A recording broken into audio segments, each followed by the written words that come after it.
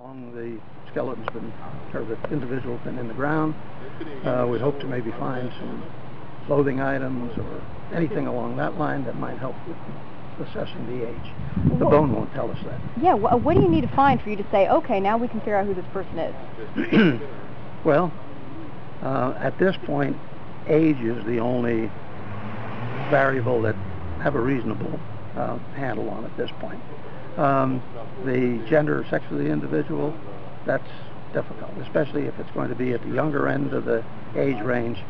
The skeleton doesn't differentiate too much between males and females at that stage. But the more bones we have, the more fragments we can put together, the more we'll be able to tell.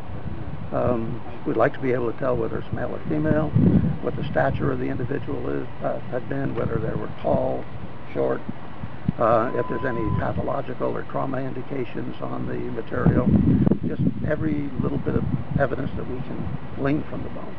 And the bones you've looked at already, I think I heard you tell Samika, they don't show any signs of trauma that you've seen. No, there's not enough that we can tell at this particular point.